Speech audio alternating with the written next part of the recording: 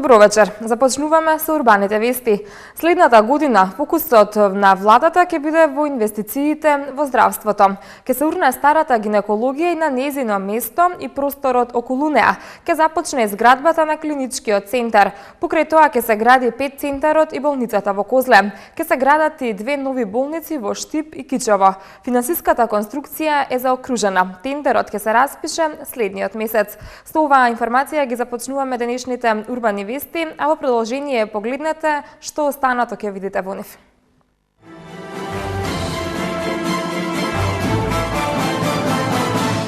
Паркот 100 дрвја на булеварот Митрополит Теодосиј Гологанов.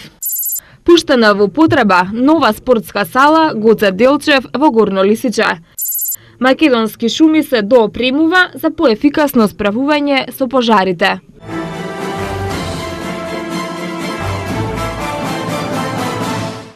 Засадени се 87 листопадни садници во паркот помеѓу булеварот Митрополит Теодосиј Гологанов и улицата Народен фронт. Во паркот на 100 дрвја ќе има и каменеста градина, сезонско цвеќе и летниковец. За реализацијата на проектот градот Скопје издвои средства во висина од 3,7 милиони денари од буџетот за 2013 година. Повеќе за ова од Томислав Атанасовски. Екипите на градот Скопје денеска спроведува акција за засадување на дрвја на локацијата помеѓу булеварот Митрополит Теодосиј Гологанов и улицата Народен фронт. Станува збор за парк со зелена површина од 3900 метри квадратни во која е извршена реконструкција на зелената површина, односно е подигнат нов тревник во кој е поставен систем за полевање со 60 прскалки и се отворени 8 нови шахти, како и систем капка по капка до сите новозасадени садници. Градоначалникот Коце Трајановски истакна дека со засадување на овие садници продолжува проектот за разеленување на градот Скопје. Денеска во овој парк, кој што го насловивме како парк на 100 дрвја, ќе бидат насадени 87 листопадни дрвја, при што ќе има 29 јасени, 13 платани, 20 цреши, 6 јавори и 3 мимози. Овие дрвја се насадени сега и мислам дека се во добра состојба, така да доволно се високи. Исто така да во овој парк ќе има и каменеста градина, која што дополнително ќе се прави, има летниковец, така да овој дел на градот Скопје, почнувајќи од Рузвелтова, покрај Теодосиј Гологанов и Народен фронт, па се до 8 септември, парковски е уреден и среден од страната на јавното предпријатие и мислам дека ова допринесува за разобување на градот Скопје, исто така допринесува и за подобра клима во градот Скопје, за да можат граѓаните на градот Скопје да доаѓаат тука, да одмараат, да се дружат меѓу себе, така да ние продолжуваме со подигнувањето на зелените површини во градот Скопје. Дел од постојните дрвја се деградирани и со надмината физиолошка старост и екипите на градот Скопје етапно ќе ги заменат со нови садници.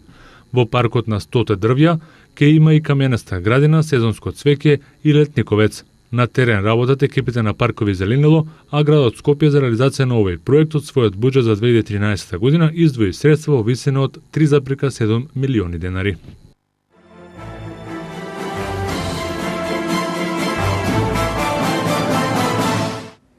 Македонски шуми ќе формира специјален тим за брза интервенција, составен од 50 лица за интервентно справување со пожарите. Во тек е тендерот за ХТЗ опрема за лична заштита на пожарникарите. Бројот на шумски пожари годинова е значително намален, информираше директорот на јавното предпријатие Македонски шуми Жарко Караџовски. Уништени биле околу 154 метри кубни дрвна маса, речиси двојно помалку споредено со 2007 година. Новиот закон за шуми, што се донесе во јуни, и опремувањето на екипите со нова опрема обезбеди поголема подготвеност за превенција од пожари, додаде Караџовски. Можеме да истакнеме дека имавме добра година во смисла на малку пожари и малку штети и да најавиме, односно јавно да повикаме интерес до сите заинтересирани правни лица кои што сакаат да земат учество. Значи, јавно ги повикуваме и преку постапка за објавување на јавен тендер за опремување со средства за лична заштита, поточно облека за лична заштита на нашите противпожарникари, да ги наречам, и ХТЗ опрема за заштита од пожари на отворен.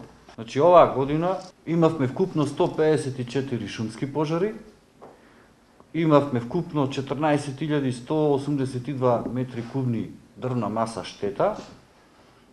Споредено со сите претходни години, ова е една од поуспешните години. Да речеме, со 2012 имавме над 158.000 метри кубни штета дрвна маса, а една 2007 година, која беше рекордна година по штети, имаше околу 392.000 метри кубни изгорена дрвна маса.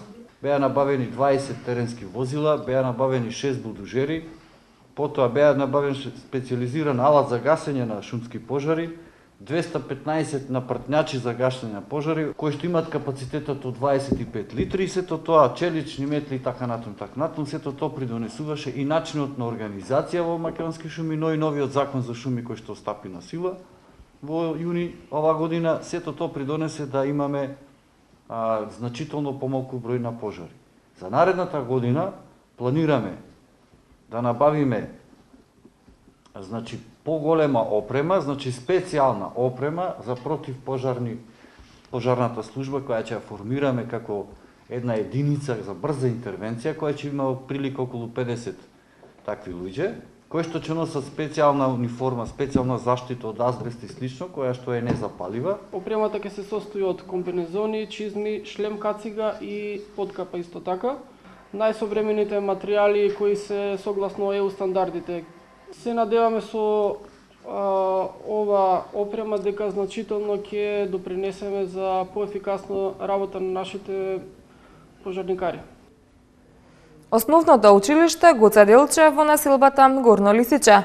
Прв пат по 90 на години постоење доби спортска сала и современи услови за настава по физичко образование на неговите ученици. Салата е со површина од 620 метри квадратни и во неа се вложени околу 23 милиони денари.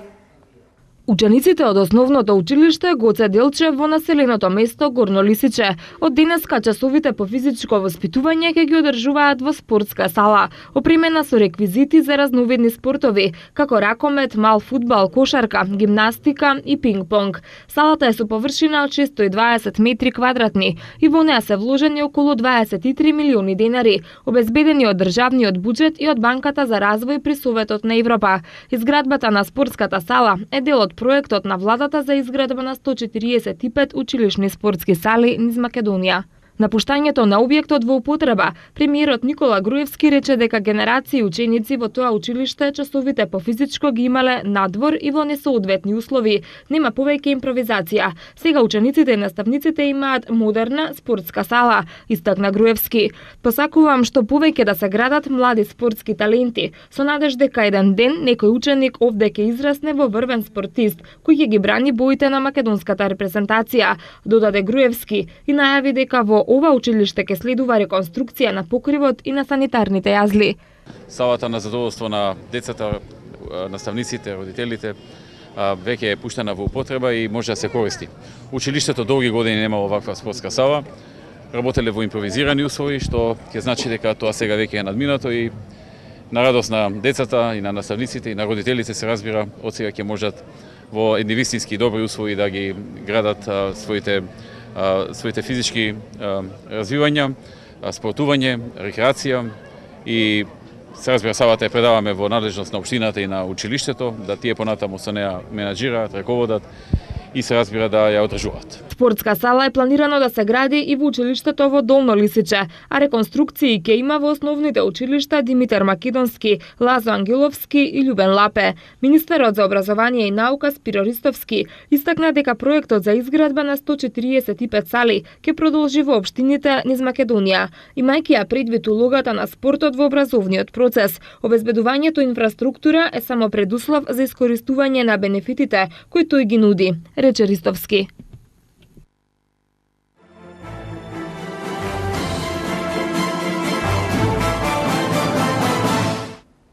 Општина Бутел и Сдруженијето на граѓани Старт Велнес Студио започнаа проект за здрава исхрана или предизвик за губење на тежината. Истиот ќе се одржува 12 недели, а граѓаните на општината ќе бидат едуцирани за здравите навики и како правилно да се хранат. Светски познатиот проект за здрава храна на големо влегува во Македонија. Во општините во Република Македонија, па и во општина Бутел пред известно време започна реализацијата на овој проект.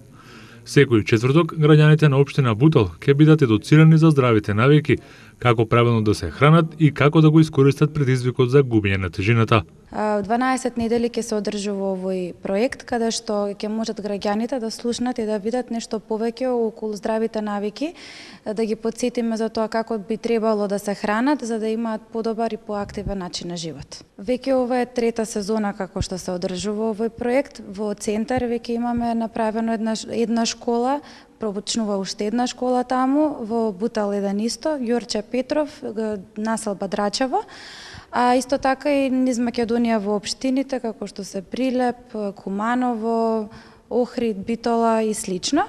Ние тука веќе имаме информативни разговори направено 4 до сега, ова е нашиот 5-ти состанок, каде што имаме уште 3 состаноци, каде што би можеле луѓето да дојдат да се информираат.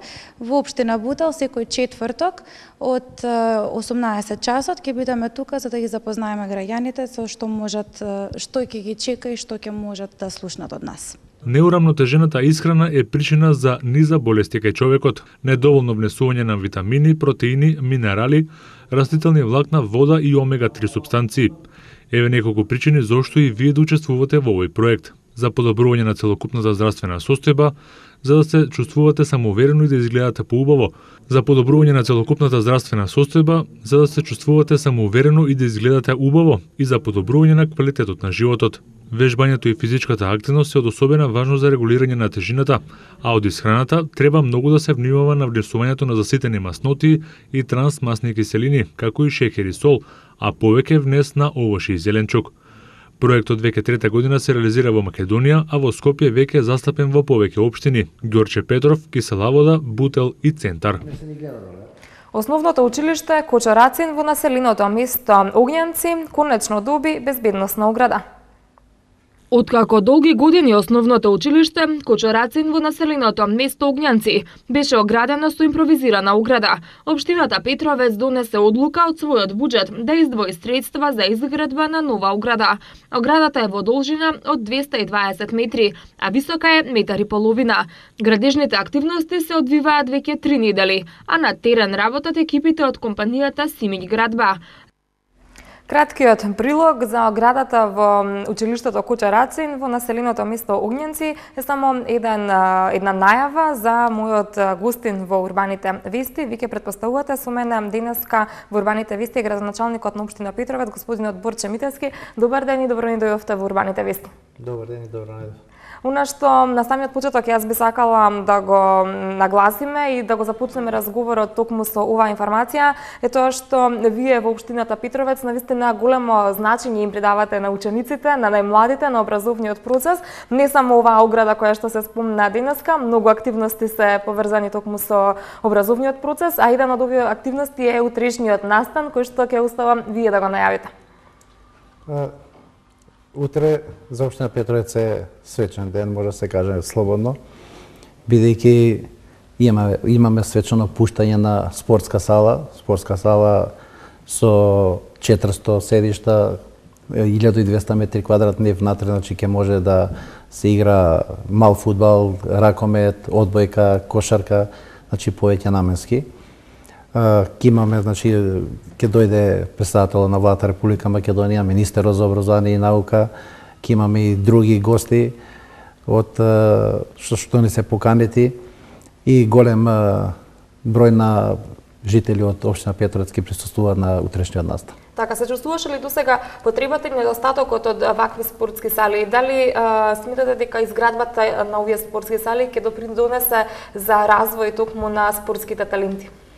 Па нормално, до сега имаме малтене, значи, без никакви услови беме. Имаме на стара спортска сала, без парно грење, со слабо осветлување и барањето наше, значи, на жителите на општина Петровец е да се изгради нова спортска сала, значи, јас заедно со Министерството за образование и наука излегуваме во пресред на жителите од општина Петровец и еве конечно, значи после толку години општина Петровец доби она што го заслужуваше. Така, меѓутоа што е со останатите населени места во општината? Дали се планира и таму изградба на вакви спортски објекти? Значи, предвидено е уште во Средно Коњари да изградиме спортска сала, само од помала спортска сала, бејќи таму имаме помалку ученици, некаде околу 300-320, овдека учат 630 ученици. Здравие во иднина, значи, треба да направиме проект и со тој проект да има дали со наши средства, дали со заеднички средства со Министерството за образование и наука, да изградиме и таму спортска сала. Така, сега од овој сектор образование предлагам да се префрлиме на секторот инфраструктура. Што се случува со канализационата и водоводната мрежа? Знам дека во повеќе наврати сме разговарале токму на оваа тема, имале можности нашите гледачи да слушнат, меѓутоа до каде се активностите, се случува ли нешто ново? Имаме, значи, ностоп општина Петровец е активна на терен. Значи, првата фаза од фекалната канализација заврши. Го изработиме проектот за втората фаза. Очекувам, значи, некаде на почетокот на 2014 да аплицираме и за тука да добиеме средства. Втората фаза од Петровец да почнеме со изградба. Добиме финансиски средства, значи можам да го најавам, значи, проектот за Ржаничино. Значи 25 милиони денари се обезбедени и Ржаничино ќе започнеме некаде јануари, при крајот на јануари, почетокот на февруари, значи да ќе почнеме со градежни работи, значи со поставување на фекална канализација за населеното место Ржаничино. Тоа значи дека ви можеле да кажеме дека од прилика ќе биде опфатена целата територија на општина Петровец со канализациона мрежа? Па етапно ќе идеме, дека сите знаеме, значи дека најголеми финансиски средства потребни за канализација треба да ги обезбедиме, зашто знаеме што значи да се прави канализација, а Петровец, Ржаничино, Одњанци, тоа е најголемиот проблем. Ние се почнеме да го решаваме овој проблем и се надевам дека во овој мандат Петровец, Ржаничино и Одњанци проблемот ќе биде минато. Така, им представува ли проблем на инвеститорите кои што доаѓаат во општина Петровец токму изградбата на фекалната канализација? Дали им е услов за да дојдат и да инвестираат во општината? Па нормално, они кога доаѓаат не прашуваат дали имаш канализација или немаш канализација, прашуваат вика од кај ќе поминува канализацијата за да го планирам објектот приклучоците кај да бидат. Значи, јас морам на тие инвеститори да излезам во пресед. Ние многу добро знаеме дека општина Петровец направи една голема индустријска зона, каде до сега имаме 65 инвеститори влезено, значи продадени парцели. Во моментот имаме уште 2 парцели огласени за продажба и ни остануваат од таа зона само уште 6 парцели за продавање. Но во моментот, значи, општина Петровец не застанавме само со таа мултифункционална зона, значи имаме уште еден проект, значи уште една индустријска зона направивме, значи од 88 хектари во должина од 4 километри, значи се протега од излезот на Ржаничино до влезот на Катланово, каде што владее голем интерес од голем број на инвеститори кои сакаат да купат парцели и таа зона ни е во завршна фаза. Значи општина Петровец може да кажеме дека на делот на индустријски зони чекориме со крупни чекори. Така, дали некои од овие инвеститори веќе започнаа со работа? Дали се навистина навлезани веќе во бизнесот во Македонија? Да, до сега имаме издадено 13 дозволи за градење. Фирмата Глобко Глобекс, значи некаде до крај на оваа година ќе биде готов првиот дел од 3.500 метри квадратни и ќе се всели, зашто сега кај што се наоѓаат во град плаќа кири и тоа големи кири и према зборовите на инвеститорот, значи гледа што побрзо да ги заврши градежните работи за да може да се всели во сопствените простори. Така, би сакала некаде пред крајот на ова кусо интервју да ве запрашам кој е општиот впечаток, се подобрува ли животот на граѓаните од општина Петровец, дали се крена нивниот животен стандард со сите овие инвестиции кои што ги споминавте, инвеститорите и секако инфраструктурните промени? Се чувства Петровец како населено место Петровец сега веќе не личи она што беше пред 4 години, значи сега личи баш на една урбана средина.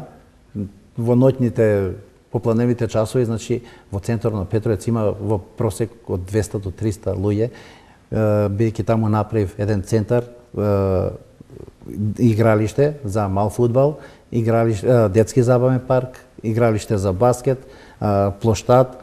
Значи, тука може да се сретнат жители на општина Петровец од најмала возраст до најстарата возраст. Да, каква е поврзаноста на општина Петровец со централното градско подрачје? Имате ли редовни автобуски линии? Дали работите на овој план? Значи, имаме редовни автобуски линии, пуштиме нови автобуси што ги набави владата на Република Македонија. Ни фалат, на Сабајле имаме линија што ни фали, што поаѓаше порано во 6 и 10 од населеното место Ржничино, што идеше директно до државна болница, но правиме напори со директорот да видиме таа линија повторно да ја пуштиме, веќе имаме голем интерес на жителите и од Ржничино, и од Петровец и од општина Газиваба што работат во делот на државна болница, значи ја бараат таа линија и ќе гледаме таа линија повторно да се воведе. Така, тука никаде јас ви заблагодарива за ова кратко гостување во Урбаните вести на МТМ телевизија. Секако ќе ви посакам успех во понатамошните ваши активности и се надевам повторно ќе имаме можност да споделиме со нашите гледачи за се она што најново ќе се случува во општината. Ви благодарам на поканата. Уште еднаш во Урбаните вести на МТМ телевизија имавте можност да го погледнете кусото интервју со градоначалникот на општина Петровец Борче Митевски, а ние продолжуваме понатаму со она што го подготвивме за ова издание на Урбаните вести. Барселона ќе остане без услугите на голманот Виктор Валдес до крајот на 2013 година. Британскиот боксер Дейвид Хей поради повреда на рамото ја завршува кариерата. За овие и за останатите вести од спортот по рекламите.